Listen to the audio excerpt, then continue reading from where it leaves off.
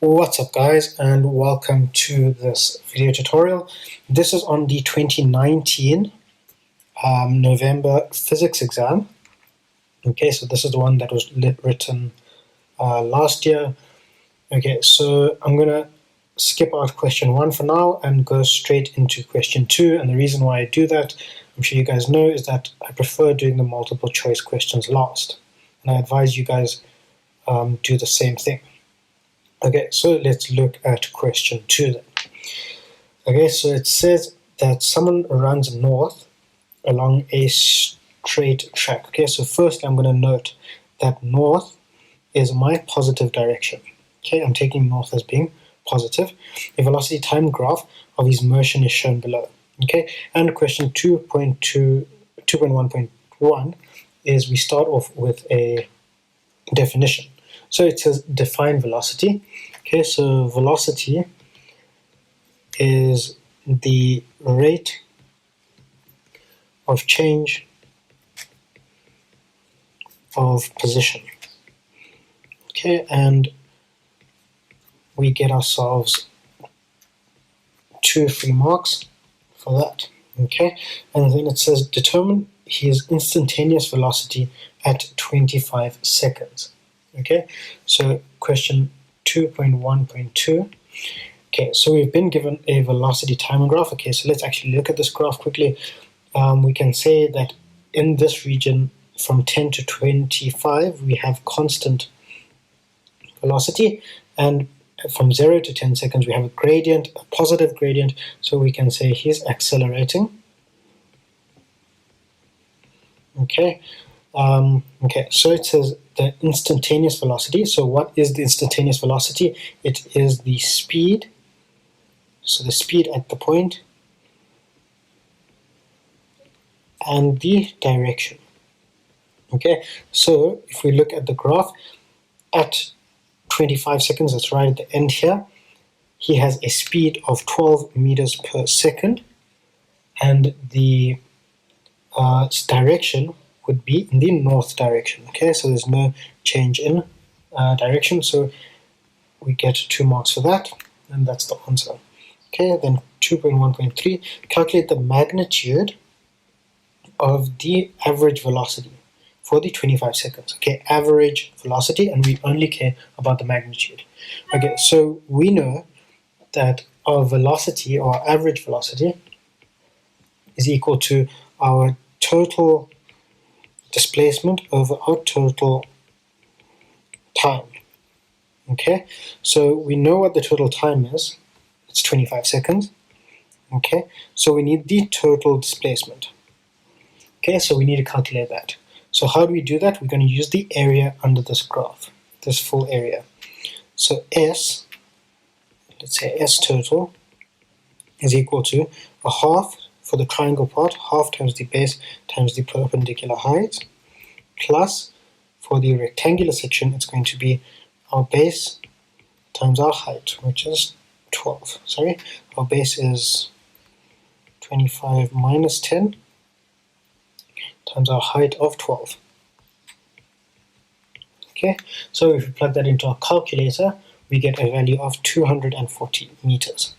So our velocity average is going to be equal to 240 divided by 25, which comes out at 9.6 meters per second. Okay, and we only care about the magnitude, so that would be our final answer.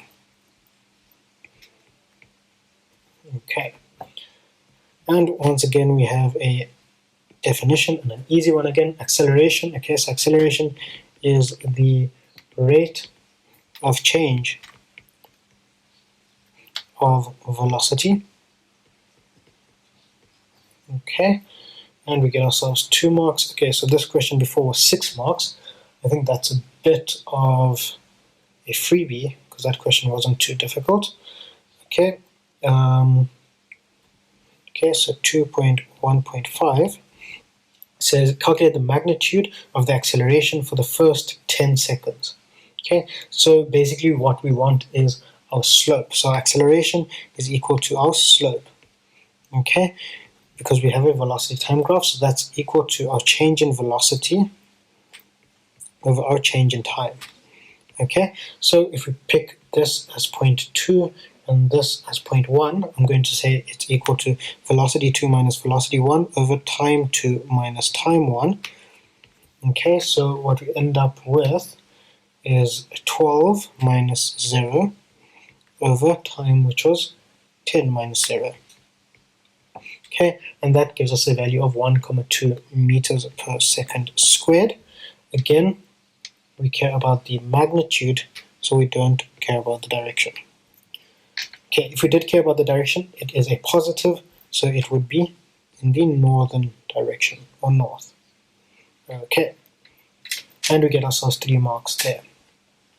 Okay, so Helen and Matthew are riding their scooters. Matthew is at rest when Helen passes him at a constant velocity or constant speed of 0.37 meters per second, going in a straight line. After 1.8 seconds, Matthew decides to chase Helen and try to catch her. Matthew accelerates at 0.91 meters per second squared. How much time does Helen have from the moment she passes Matthew until they are side by side? Okay, so let's understand what's happening here. Okay, so we have Helen and Matthew. Okay, so Matthew is at rest. Okay, so the velocity of Matthew is equal to 0, the first velocity at rest. Okay, so velocity Matthew at 0.1 is equal to 0. Okay, Helen, so we have Helen, velocity of Helen at 0.1 equals 0.37 meters per second, and it is constant. Okay, they're going on a straight line, so both of them are traveling. Let's do this. Okay, both of them traveling in the same direction. After 1.8 seconds, so at t equals 1,8 seconds, what happens is Helen is still traveling. Velocity of Helen at 2 equals 0.37, and Matthew, acceleration of Matthew is equal to 0.91 meters per second squared. Okay, and we want the time for them to catch up. Time, okay, we want the final time when they are together. Okay, so let's start off by looking at Helen. Okay, so Helen, for Helen, we know that she is traveling at a constant speed, right? So that means our equation for displacement, so we want the equation for displacement, speed equals distance over time. If we want displacement, that's distance equals speed times time. So Helen's distance is equal to, her speed is 0.37 t. Okay, so that's her distance, or her displacement. Okay, what about for Matthew?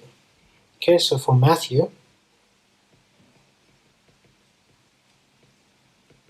okay, he's accelerating, right? So we need to use UVAT, UVATS. So initial velocity of 0, final velocity of a question mark, acceleration of 0.91, and the time is going to be the time that so the time is going to be the total time. So this, let's say, the total time for both of them, total time minus 1.8 seconds, because he left late. Okay, so because, that's time. So the time equals t total, so this is also t total, minus 1.8, because he doesn't have the 1.8 seconds, because he only starts after 1.8 seconds. So he's lost that time. Okay, so now we have two equations, and we want S. So our equation for S, for Matthew, we can use the equation ut plus a half at squared. So we have S equals, ut goes to 0, so half times acceleration, which is 0.91, times t total, minus 1,8 squared. Okay, so now we have two equations. We know, okay, the only unknown here is t total. The only unknown here is t total, and we know that the displacement of Helen must equal the displacement of Matthew when they are next to each other, side by side. Okay, so what we can do is we can replace these two. So we can substitute this equation, let's say equation 1, and this is equation 2. So we substitute equation 1 into equation 2, and we're left with something that looks like this. So 0,37 t is equal to a half times 0,91 times t, let's say t total minus 1,8 squared. Okay, if we look at this equation, there's only one unknown here, which is the total time. So we can solve for the total time, and t total equals 3,48 seconds.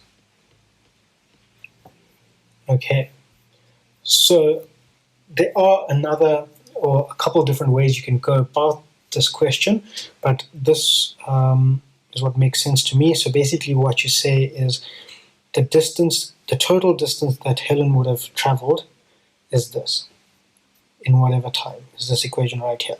Okay, so the total distance that Matthew travels is this equation right here. Okay, and at the end, the total distances have to be equal for both of them, because they need to be side by side. And so we can solve the equation simultaneously. Okay, so that's 7 marks. Okay, so I think that would have been a question that maybe was a bit tricky, but yeah, not undoable. So I hope you guys found this video useful, and yeah, thanks for watching. In the next video, we will continue with this paper, and hopefully we'll get through everything. Thanks, guys.